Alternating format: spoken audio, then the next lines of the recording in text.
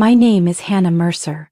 And just when I thought I'd finally escaped that dark life, he walked into the room, furious, silent, with his hand raised high like I was no longer a person, just rebellious property. I stood blocking the bedroom door, behind me the labored breaths of my 3 children. But then, the bathroom door swung open, another man stepped out, and everything changed. I don't know if you've ever had to run from the very person who once vowed to protect you. But if you've ever found yourself wondering, am I really living? Or just trying to breathe inside a cage locked by sweet words? Stay with me, because the story I'm about to tell isn't just about pain. It's about a twist no one saw coming. Leave a comment if you've ever felt misunderstood in your own home. And don't forget to like and follow the channel to hear the rest of my journey toward freedom, beginning with a mother who once believed no one was on her side. I still remember the last morning I had my mother by my side, as if time had stitched every detail together with red thread, so that whenever I touch the memory, it's warm and sharp. That day, the sky over New Hampshire was as clear as a blank page. Mom wore a chestnut-colored sweater, frayed slightly at the elbows, and had tied her hair back loosely with a dark ribbon. The scent of oil paint and mint drifted through our little kitchen. The same smell I still unconsciously search for whenever I walk into old art shops. "What are you painting?" I asked. I was 6.5 then, sitting cross-legged on the floor, with colored pencils scattered around my feet. She smiled and gently turned the canvas to face me.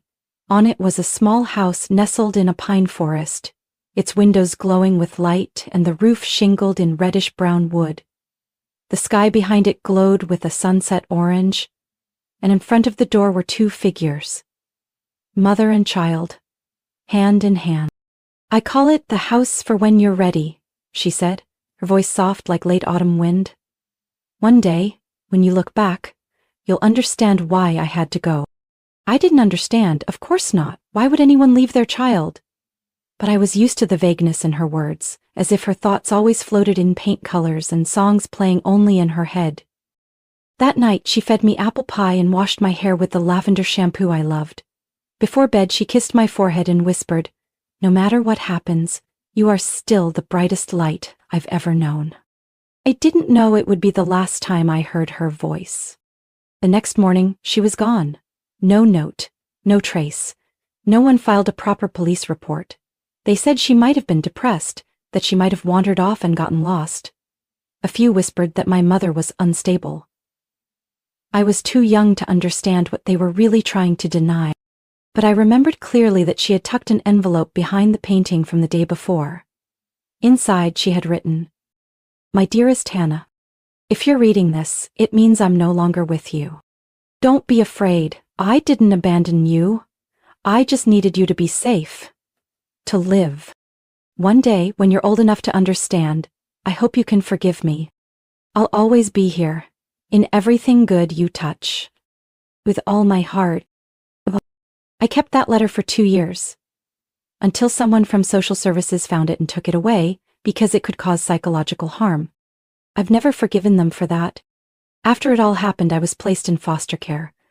The first home was a creaky 2-story house where the woman never called me by my real name. "Hannah, get me that handkerchief," she'd bark as if I were a maid. Her husband was glued to the TV, never leaving his chair. I lived in silence, ate in silence, went to school, did my homework, washed dishes. No one asked if I was okay. Until one day a silver car pulled up in front of the house. A tall woman with graying hair stepped out. Her eyes were kind, but steady. Marian. She was my father's new wife, the man I barely remembered from 3 foggy childhood visits. He didn't come to get me. Marian came alone. I still remember how she knelt to meet me at eye level, holding out her hand. "You're Hannah, right? I'm Marian. I'm going to take you home, but before we go, I want you to know, I'm not here to replace anyone. You don't have to call me Mom. I just want you to know, you won't have to figure everything out alone anymore." Marian lived in the suburbs, in a cream-colored house with jasmine vines on the porch. She was a retired nurse, a good cook, and had a habit of reading stories to me every night, even when I didn't ask. One time, I dropped a bowl of soup. My hands trembled in fear as I bent down to pick it up, stammering an apology. But Marianne knelt beside me and said, "It's okay, sweetheart. Sometimes we spill. That's why we have towels." That simple sentence made me cry. She never pried about my mother. But one afternoon, while folding laundry, I asked, was she not normal?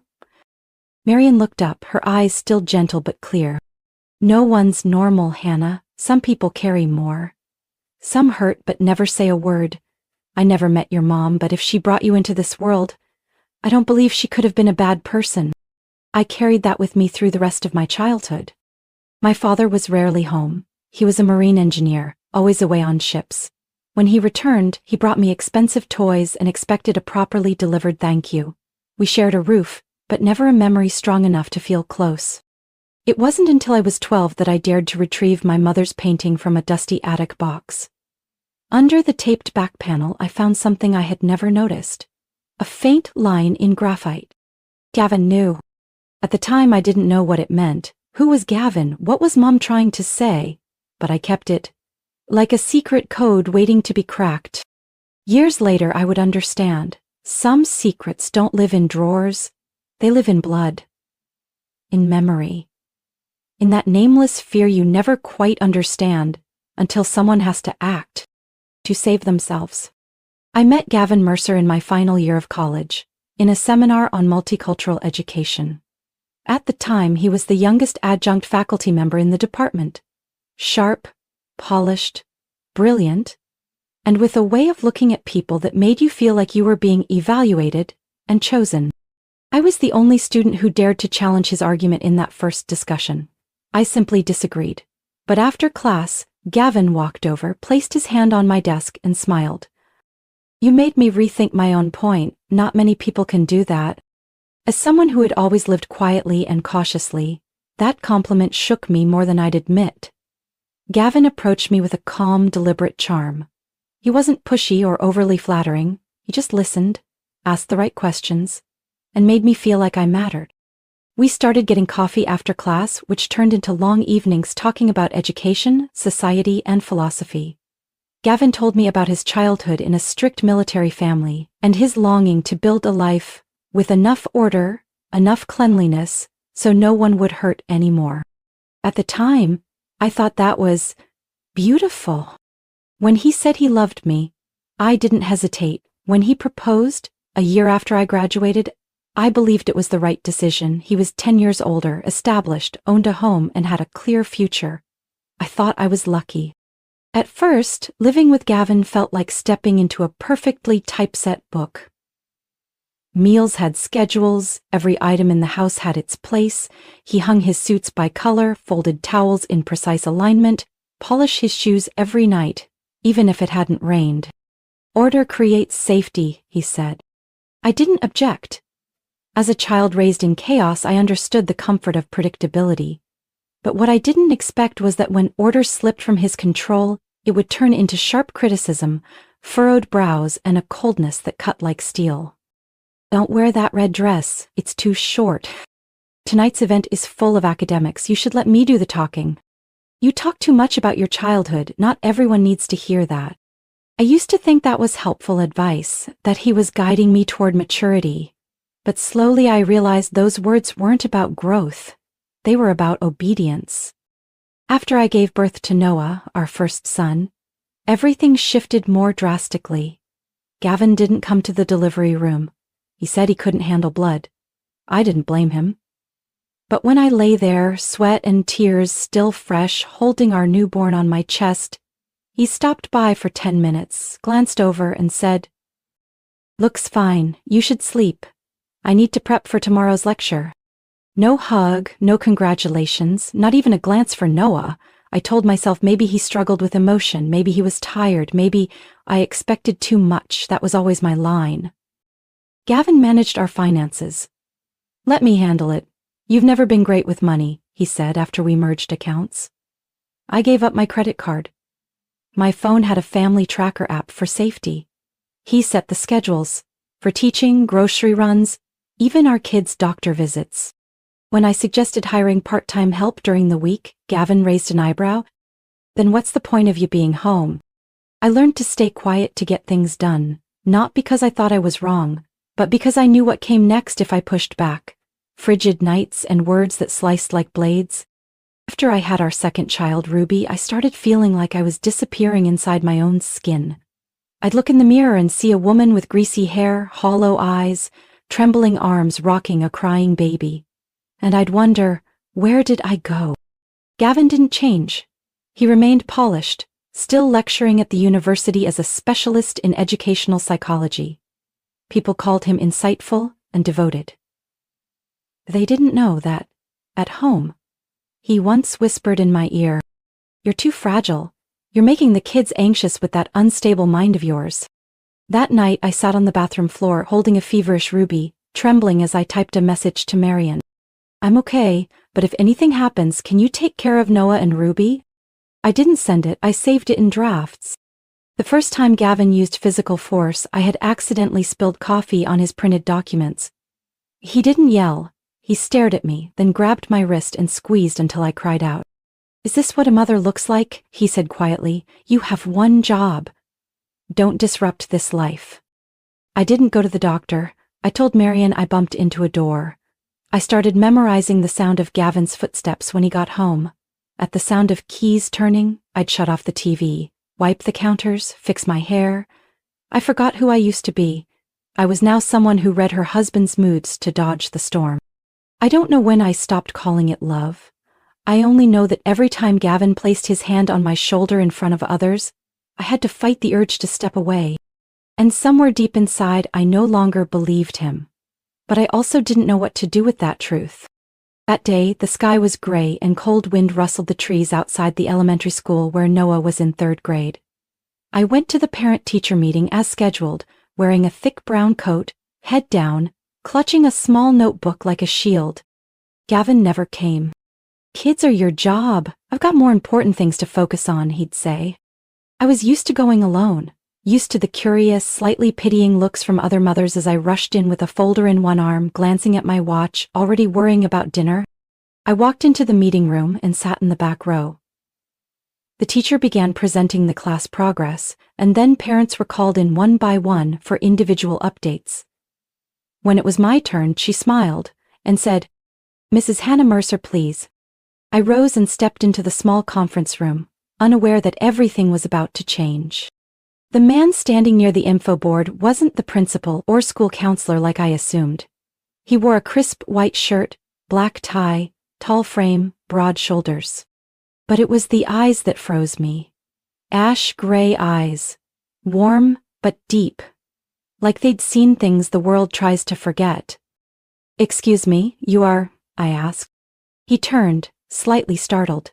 Then his lips curled into a slow smile. "Hannah." I stepped back half a pace. That name, spoken in a voice no longer boyish but still familiar, stretched something tight in my chest. "Eli?" I gasped, heart pounding. Eli Morgan, the friend I once had in my very first foster home. The one who used to save me half a pack of cookies on freezing winter nights. The one who once said, "Someday, we won't have to be afraid anymore." "It's really you," he said, his voice deep and slow like he was afraid to wake trembling memories. I let out a shaky laugh. "You've changed so much. I almost didn't recognize you. But you still have that look in your eyes." Eli replied, "You can't hide the eyes of someone who's lived through pain." I didn't speak. I had learned not to react too much when someone saw through me. But with Eli, it didn't feel like fear. It felt like being known. We sat at the small table. On it, Noah's academic folder, pencil sketches, test scores, and notes from the teacher. Eli said softly, "I'm the new security advisor for this district. There's a joint program between the FBI and the Department of Education to monitor potential risks in schools." "I didn't expect to see you here." Noah's in 3rd grade, Ruby's about to start kindergarten, and Caleb, he's a year and a half. His eyes softened. "So you became a mother?" I gave a faint smile. "Yeah, being a mom sometimes feels like being a prison too." I said it, then bit my lip, realizing I'd said too much. Eli didn't flinch. He quietly pulled a small piece of paper from his jacket and placed it on the table. "You don't have to say anything if you don't want to.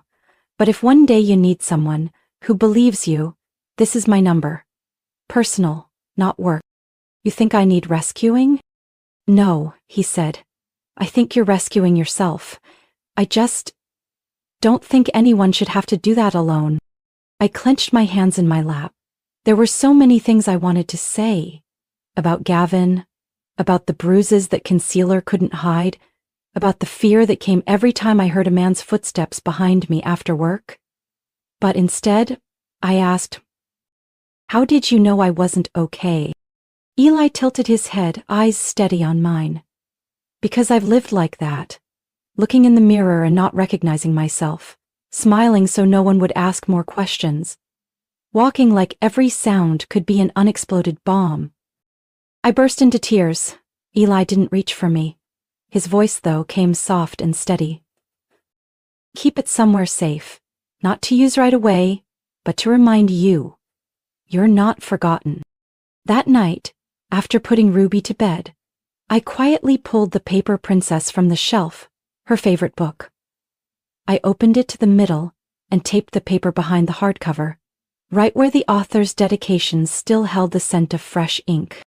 I didn't say a word to Gavin, not to anyone, but from that night on, every time I read that book to my daughter, I knew. In my hands wasn't a weapon. It was a way out. The house we lived in wasn't big, but Gavin always demanded it be as clean as a private hospital. Everything was arranged with clinical precision. The kids' toys had to go in the right bins, books had to stand perfectly upright. The only place I asked to be left alone was the downstairs playroom. I used creativity for Ruby as an excuse. Truthfully, it was the only space I could breathe. That afternoon, while Caleb was napping and Noah was doing homework, I was scrubbing a stubborn stain beneath the dining table when Ruby shouted from downstairs, Mom, come look at this." I wiped my hands on my apron, back aching from strain, and went down. Ruby sat cross-legged in the middle of old drawings, the ones I'd brought from Marion's house but never dared to hang because Gavin said they didn't match the interior. "What did you find, sweetheart?" I asked, kneeling beside her. She held up an old wooden frame, dust covering its edges, but inside was a painting I recognized instantly. A little house in the woods, with a mother and child holding hands on the porch, warm light spilling from the windows. As I remembered. "This one's so pretty," Ruby whispered. "Did you draw it?" I smiled, my throat tight. "No, baby. Grandma did, when I was a little girl. But I've never met Grandma. She went far away, sweetheart, but she loved me very much." Ruby tilted her head. "Mom, what's this?" She pointed to the back edge of the painting where the lining paper had peeled.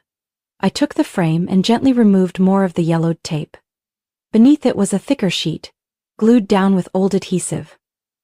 I traced the edge and slowly pulled it away. Beneath was a faded ink mark buried in the priming layer. I had to tilt the frame to catch the light before I could read the nearly erased pencil writing. Gavin knew. I froze. How? Had my mother ever mentioned someone named Gavin? No. Or maybe I was too young to remember. Or maybe I'd tried to forget. I clutched the painting like someone holding the last shirt that still smelled like a lost loved one. Ruby looked up at me, confused. "Are you sad, Mom?" I shook my head and kissed her forehead. "It's okay, sweetie. I miss her a little." That night, I couldn't sleep.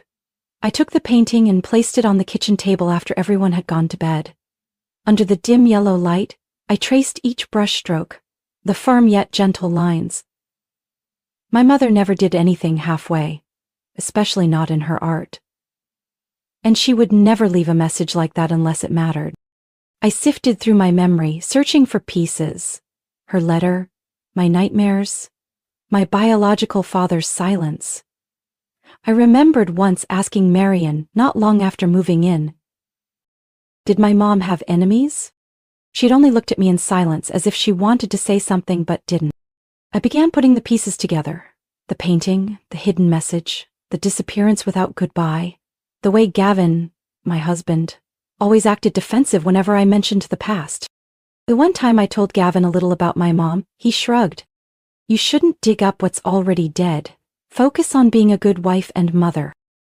I used to think that was advice.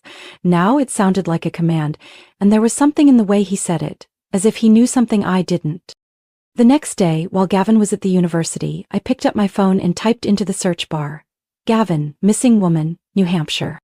Nothing specific, I changed it. Margot Callahan, missing 1996. There was one single article, image blurred, from a local paper. 29-year-old woman, single mother, missing after dropping off child at preschool, no signs of struggle, police suspect depression. Below was a photo of my mother. Soft brown curls, sorrowful eyes. No mention of anyone named Gavin. I sat in stunned silence. Then remembered Eli. I pulled the paper princess from the shelf, hands shaking as I retrieved the slip of paper he'd given me. I wrote, Eli, it's Hannah. I have a question. It's about my mother and about Gavin. 10 minutes later, he replied, send me everything you have. I won't judge. I just want the truth. I stared at those words, feeling my heart beat slow. Like after years of wandering in fog, someone had finally said, we'll trace it all the way. I carried the painting back to the bedroom and slid it under the bed, right beneath my daughter's old storage box, a place I knew Gavin would never check. I didn't know what I was preparing for, but deep down, I understood. This was no longer just between me and Gavin. I'd thought I'd planned carefully enough. After sending the first message to Eli, we began exchanging brief updates through an encrypted app he recommended. No saved messages, no alerts.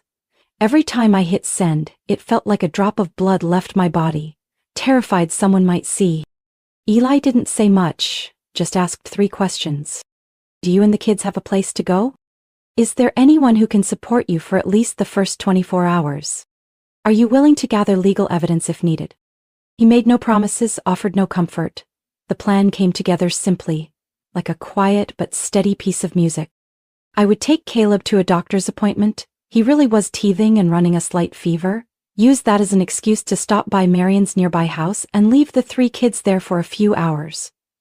During that window, Eli and I would meet with a representative from Hidden Pines Women's Center, a place he once worked with during a domestic violence investigation 2 years ago.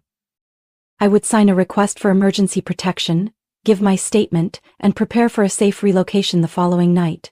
I had told Ruby, if anything strange happens, remember the app I showed you, the one with the little owl icon? You hold the middle button for 3 seconds, right, Mommy? That's right, but only if you really feel unsafe. When you're scared. She squeezed my hand. I understand. I'm not scared when you're here. I thought everything was about to shift toward an escape. I forgot. Gavin always knew how to stay one step ahead. That evening, he came home earlier than usual. I was folding laundry in the bedroom when I heard the key turn in a sharper, more forceful way. Instinct made my hands stop mid-fold. Caleb's tiny shirt still in my lap. Gavin entered, coat still on, eyes like steel. In his hand was the phone I had hidden in my spare coat pocket, the one I used to communicate privately with Eli. The screen still lit up. The last message hadn't closed. Well, he said, voice disturbingly calm. Midnight picnic plans, Hannah? With who exactly? I jumped up, heart racing. It's just a message to an old friend. Old friend? He raised an eyebrow, stepping toward me. That guy from the parent meeting? The one who gave you a number, which you tucked inside a kid's book? I stepped back, trying to keep my voice steady. Gavin, I want safety. For me, for the kids. He let out a dry laugh. Safety? You're destroying this family and calling it safety? I moved toward the door, but he was faster. The door slammed shut behind him, the lock clicking like chains dragging across concrete. I turned and ran for the kitchen. He followed. Gavin, stop. Don't do something you'll regret. My voice trembled. I don't regret anything, he growled, and swung. I hit the floor hard, head striking the corner of a cabinet. Stars burst in my vision. My ears rang. The metallic taste of blood flooded my mouth. I crawled toward the landline, but he grabbed my arm and yanked me back. You think you can run from me? I opened my mouth to scream, then came a knock. From the bathroom door. Just a soft knock. But enough to freeze both of us. Gavin turned sharply. The door creaked open.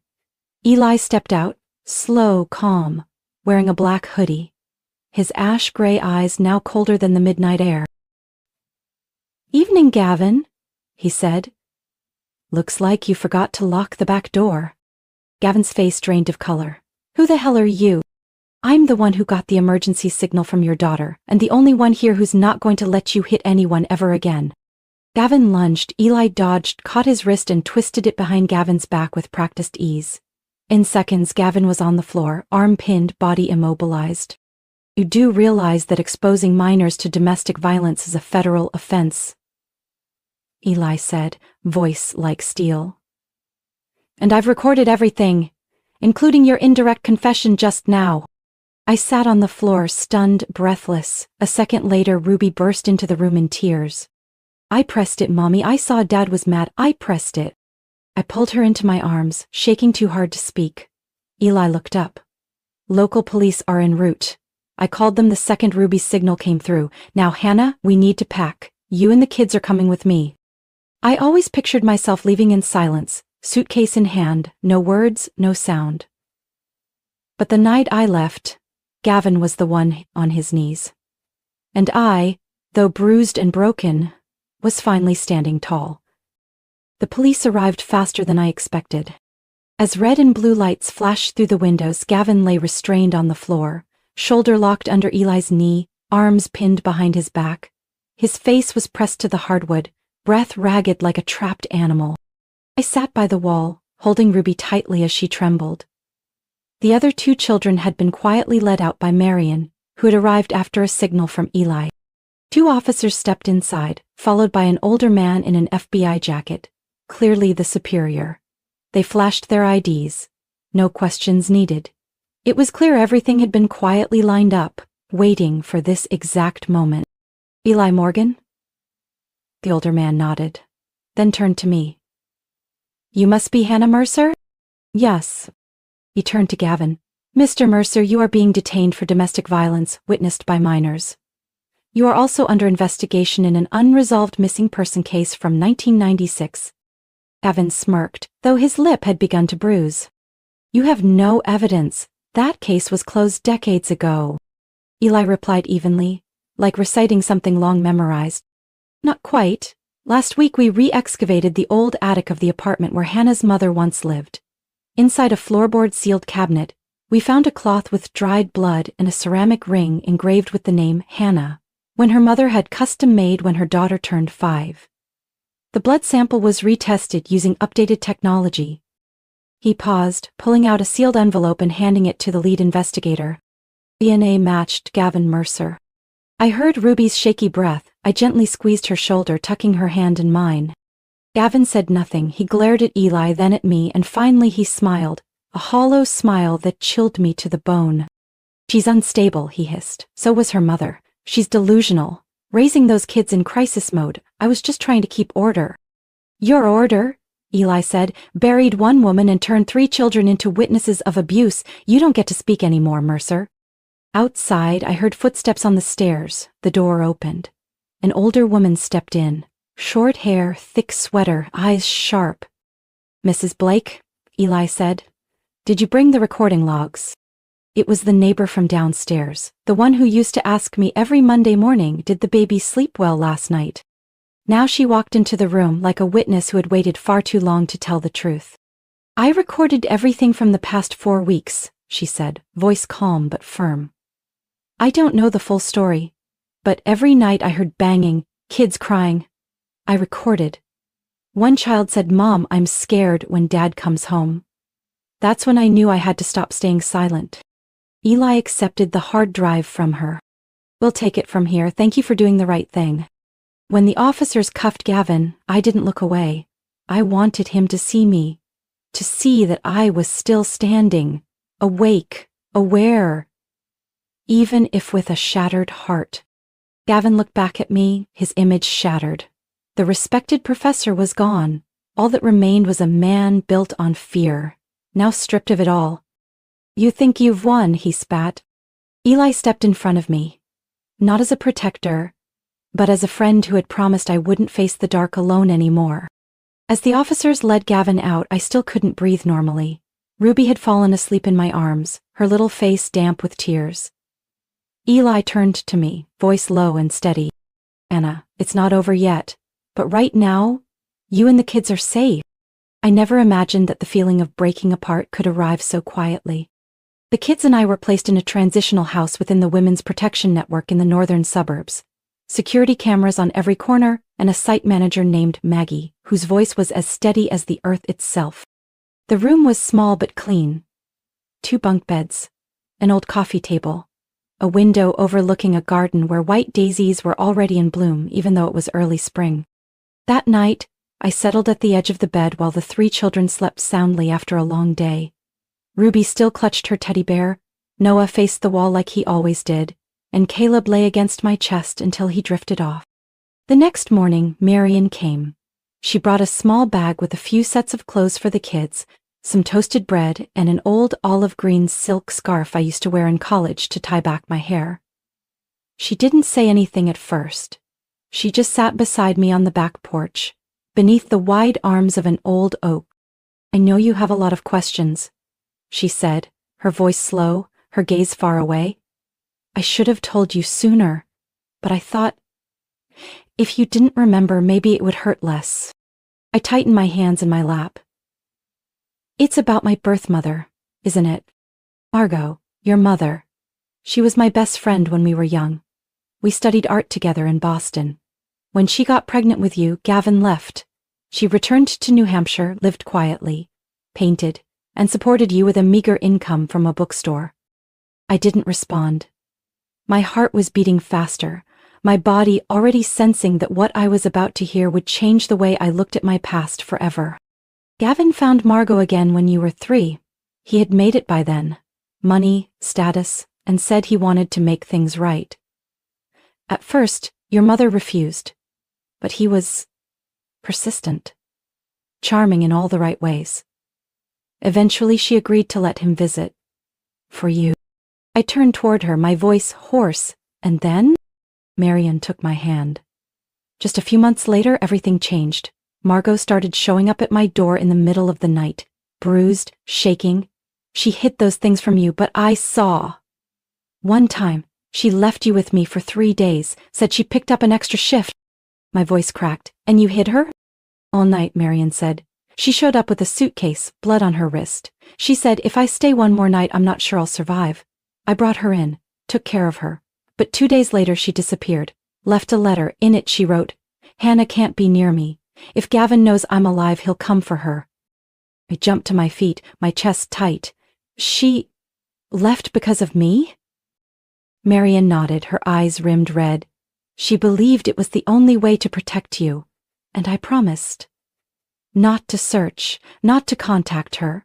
Only when you got older did I keep one final letter from her. But I was scared. Scared that if you knew, you'd hate both of us. I stayed quiet. There was no hatred toward Marian, and none toward my mother. It felt more like stepping into an old room where every memory I thought had fallen asleep suddenly rose up, gentle but fierce. A week later, Eli came in the early morning, dew still clinging to the grass. He wasn't in uniform, just a rolled-up shirt and a softer look than before. Do you want to see her? He asked, handing me a slip of paper with an address in Maine. The trip took over 3 hours, winding through mountain roads until we reached a small coastal town called Camden. On a cobblestone street, nestled between 2 bakeries and a craft shop, was a white-painted house with wisteria vines cascading from the porch. Eli parked. I'll wait in the car. You need your space.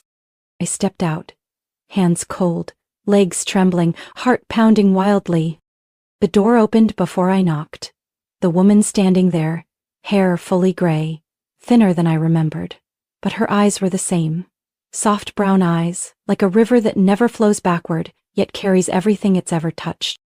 I'm Hannah, I said, my voice barely more than a breeze. She nodded gently, saying nothing.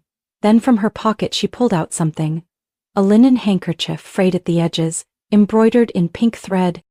For Mom, from Hannah, age 5. We didn't run into each other's arms like in a movie. No music, no theatrics. Only 2 hands finding each other. and the quiet relief of breath shared at last. The first weeks in the Transitional Protection Program for single mothers were a blur between calm and panic. I often woke in the middle of the night, heart racing, sure Gavin would walk into the room any minute. There were mornings I brushed Ruby's hair with trembling hands. Moments when Noah spilled his milk and looked at me wide-eyed, fearful, as if he was bracing for anger. I'd have to turn away so my tears wouldn't fall right then and there. I started therapy with Dr. Owens, a woman in her 50s with silver hair pulled back neatly, always wearing earth-toned cardigans and asking questions that never felt like interrogation. In the first session, I barely spoke for 20 minutes, only answering basic questions. By the fourth, she asked, "When was the last time you touched something that reminded you who you still are?"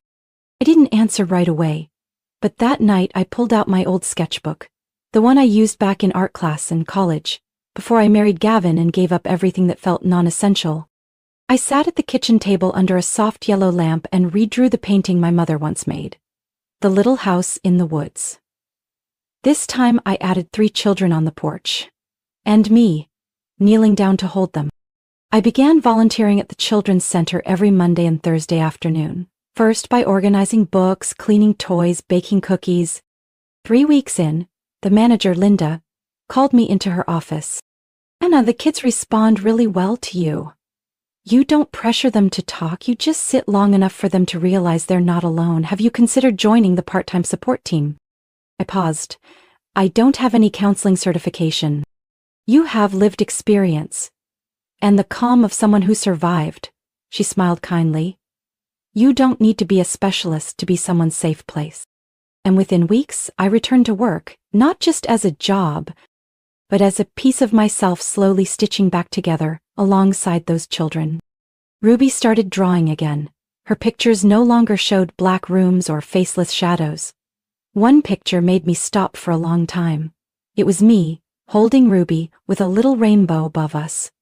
In purple crayon she had written, slightly crooked, "Mommy smile, I home." Noah too began to open up. He started asking me to read bedtime stories again. One night he pulled me close and whispered, "Mom, today at school, I told my friend that you make cookies, just like the big store downtown. I said you're the best chef in the world." Then he grinned. Light and bright, like I was hearing his real laugh for the very first time. And Caleb, the youngest, he was the first to call me Mama, clearly, sitting up after a fever in the middle of the night, looking around, grabbing my hand and whispering like a promise to himself, "Mama, not go." And I'm not going anywhere anymore. As for Eli, he never pushed through any doors. He waited on the porch, where I could always see him through the kitchen window, dropping things off or picking up Noah when I had therapy. We texted, rarely, just simple lines. Noah says he misses the end of the Fox and Bird's Nest story. Tearing off the book Ruby left behind. No confessions, no promises, no digging up the past. Until one Friday evening, while I was watering the little garden out back, Eli came by, holding a small clay pot with lavender. "For the new kitchen," he said, handing it to me, then paused. "Ruby told me you said the kitchen was missing a warm scent." I took the pot in my hands, didn't look at him right away, and quietly asked, "Are you waiting on someone else, Eli?" He smiled. "No, but I used to be afraid I didn't have the patience to wait for someone who wasn't sure if she could trust anyone again. I didn't have to chase love. It stood there steady, like a little lavender plant, waiting to bloom." Behind me the door eased open. Eli stepped out, holding a porcelain teacup with tiny ivory patterns, the one I once said reminded me of the kind I used to drink from with my mom. He sat beside me without a question, placed the cup gently on the table, and looked at me with eyes that didn't need explanations. "You okay?" he asked, voice low, calm like early morning water. I turned toward him, moonlight catching in the corner of my eye. But it wasn't tears. It was something closer to peace. I laid my hand over his, fingers slipping between his like they'd belonged there all along, misplaced for a while. "I've come a long way," I whispered, "and this time, I'm not going back." Eli said nothing. He didn't need to. His hand found mine steady enough to remind me I was here, fully present, nowhere else. From inside the house came a giggle. Ruby was whispering something to Noah. Caleb let out a sleepy mumble from his nap. The oven beeped. The cookies I'd forgotten were done. Warm light spilled from the window, casting a soft golden glow over the garden. I looked toward it, that little home with ferns on the porch, the scent of ginger tea in the kitchen, footsteps that startled no one, and hugs that didn't come with strings or gratitude owed. And I knew this wasn't the end. It wasn't luck. It was choice. A journey through the rubble, without carrying the wreckage. It was remembering who I was after being silent so long that I forgot the sound of my own voice. But now, I remember, I found it again, in my children's laughter, on a front porch chair, in a hand that never asked me to trade freedom for affection. Have you ever lived in silence so long that you couldn't tell the difference between who you were and the shell you had to wear to survive?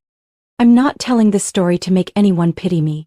I'm telling it because somewhere out there, someone else might be holding their child's hand at night, trying to look brave inside a house that no longer feels safe. Someone might be wondering, do I have the right to leave? If you've ever been in that place, or if you've known someone like me, please leave a comment. Your words might reach someone who needs to hear exactly that. And if you want to keep following real stories about family, about choices, about those who dared to rise from the wreckage and rewrite their lives, don't forget to subscribe. Because sometimes healing begins with a story told at the right moment. Thank you for listening.